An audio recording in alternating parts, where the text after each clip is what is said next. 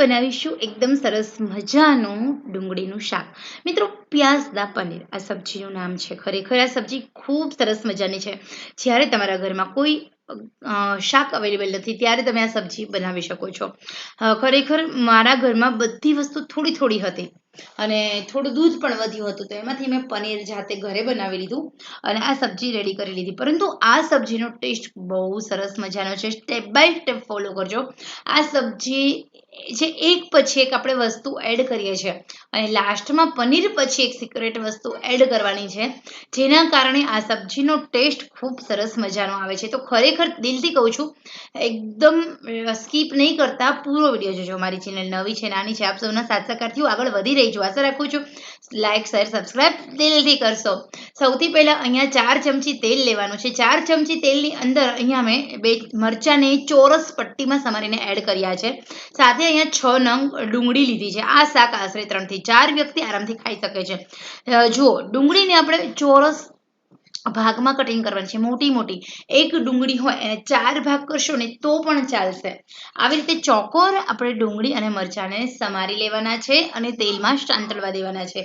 તો સૌથી પહેલાં અહીંયા આપણે જોઈ શકો છો તેલમાં મરચાં એડ કર્યા, એ પછી ઓનિયન એડ કરી। આ સબ્જીમાં બિલકુલ પાણીનો ભાગ નહીં આવે એટલા માટે આપણે પહેલેથી જ તેલનો ભાગ થોડો વધારે રાખી દીધો છે।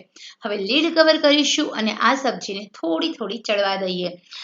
તો ખરેખર આ જે સબ્જી છે એનો ટેસ્ટ બહુ સરસ મજાનો આવે છે।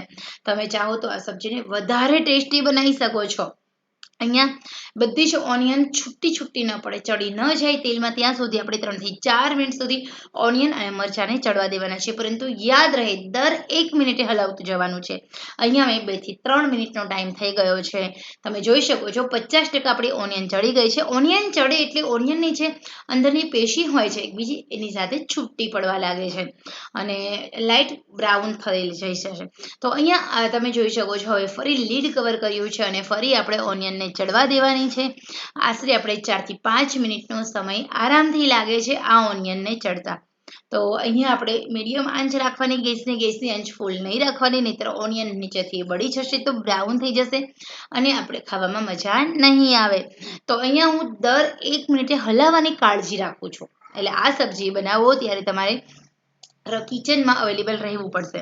હવે 50% સુધી આપણા ઓનિયન ચડે એટલે અડધી વાટકી લીલા વટાણા એડ કરવાના, જો અવેલેબલ તમારા પાસે હોય તો। મારા પાસે તમને આગળ કહ્યું એમ થોડી બધી સબ્જી હતી, એ સબ્જીનું વેરિએશન સાથેની આ સબ્જી છે। તો અહીંયા હવે આપણે ફરી ચડવા દઈએ। અહીંયા વટાણા અને જો ઓનિયન છે એને આપણે એમના ચડવા દેવાના છે। અહીંયા 80% સુધી તમને ઓનિયન ચડેલા દેખાય છે, બરોબર? તો આવી રીતે તમારે કન્ટિન્યુ 4 મિનિટ સુધી ઓનિયનને ચડવા દેવાના છે। દરેકે દરેક પેશી છૂટી પડવી જોઈએ, તો જ આ શાકનો જે ટેસ્ટ છે વધારે સરસ આવશે, વધારે ફાઇન લાગશે આ શાક। આ શાક ખાધા પછી તમે હોટેલના, રેસ્ટોરન્ટના, ઢાબાના શાકને તો ભૂલી જ જવાના છો। તો અહીંયા મેં 5મી વખત હલાવ્યું, 5 મિનિટ સુધી મેં આ શાકને ચડવા દીધું એમના। એ પછી હું ટામેટાં એડ કરું છું। ટામેટું અહીંયા મારા પાસે એક જ હતું એટલે મેં 1 એડ કર્યું છે। તમે ચાહો તો તમે 2 અને 3 ટામેટાં પણ એડ કરી શકો છો। તો અહીંયા જ્યારે તમને એવું લાગે કે થોડી બધી વસ્તુ આપણા ઘરે હાજર છે પણ એ વસ્તુમાંથી નથી હોય 1-2 વ્યક્તિ માટે શાક બનાવ્યું, ત્યારે તમે આ સબ્જી બનાવી નાખો। જ્યારે બધા શાક ઘરમાં ન હોય ત્યારે હવે આપણે ટામેટાને 1 મિનિટ સુધી ચડવા દઈએ અને લીડ કવર કરીશું। ટામેટાને કચરા ચડવા દેવાના છે। ટામેટાને ઓનિયનની જેમ પૂરેપૂરા ચડવા દેવાના નથી, કારણ કે હજી આપણે મસાલા કરીશું અને મસાલા કર્યા પછી પણ આપણે હલાવવાનું જે છે, એટલે આપણે ટામેટાં ઓલરેડી 100% ચડી જાય છે।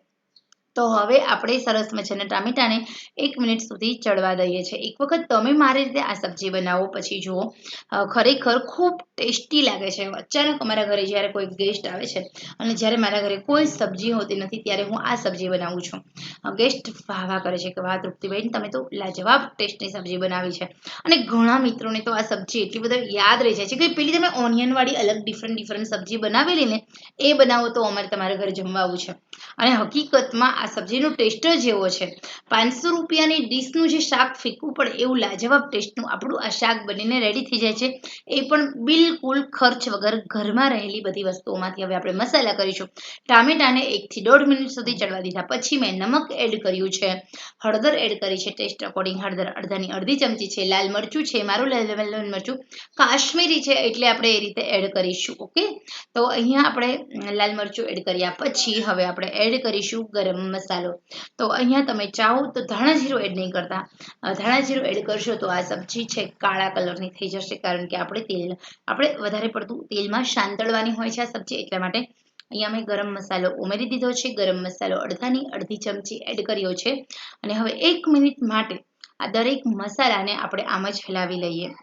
તેલમાં સંતળાશે એટલે મસાલાની સોળાની સુગંધમાં ઓર વધારો થશે અને ઓછા મસાલામાં આપણી સ્વાદિષ્ટ સબ્જી બની જશે. તો અહીંયા નથી ગ્રેવી કરવાની જરૂર, નથી અહીંયા કોઈ પર્ટિક્યુલર કોઈ મસાલા બનાવવાની જરૂર. સિમ્પલ સરળ ઓછા મસાલામાં પણ મજેદાર 500 રૂપિયાના શાકને ફીકું પડે એવું શાક તમે બનાવી શકો છો. અહીંયા મેં ઘરે બનાવેલું એકદમ ફ્રેશ તાજું પનીર છે, એટલે જે છૂટું છે.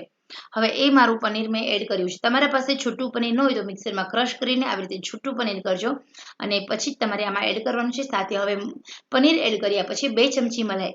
આ મલાઈના કારણે અને પનીરના કારણે ટેસ્ટ બહુ સારો આવે છે. આ સબ્જી આપણી ખરેખર બહુ ફાઇન ટેસ્ટની બને છે. હવે અહીંયા છે એકદમ ગેસની આંચ મીડિયમ કરવાની, નહીંતર મલાઈમાંથી ઘી બનવાની પ્રોસેસ શરૂ થઈ જશે. અહીંયા આપણે ખાલી મલાઈને મેલ્ટ કરવાની છે પનીર સાથે અને સબ્જી સાથે. તો અહીંયા આ શાક છે બનીને આપણું એકદમ સરસ રેડી થયું છે. હવે માત્ર ને માત્ર 1 મિનિટ સુધી આપણે આમ જ મીડિયમ આંચે આ સબ્જીને ચડવા દેવાની છે અને હલાવવાની છે, જેના કારણે પનીર સાથે બધા મસાલા સેટ થાય, મલાઈ બધા મસાલા સાથે સેટ થશે. તો અહીંયા હવે આપણી આ સ્વાદિષ્ટ અને ટેસ્ટી એવી સબ્જી બનીને એકદમ રેડી છે. ખરેખર આ સબ્જી એકવાર તમે બનાવશો પછી વારંવાર બનાવશો અને એવું ગેરંટી આપું છું. હજી તમે આ સબ્જીમાં લાસ્ટમાં જ્યારે આપણે પનીર એડ કરી એ ટાઈમે તમે અડધી વાટકી મગફળીના બીજનો ભૂકો એટલે કે શિંગદાણાનો ભૂકો એડ કરશો તો પણ આ સબ્જી વધારે ટેસ્ટી બને છે. અહીંયા તમે તલ પણ ઉમેરી શકો છો, શેકેલા તલનો ભૂકો પણ ઉમેરી શકો છો.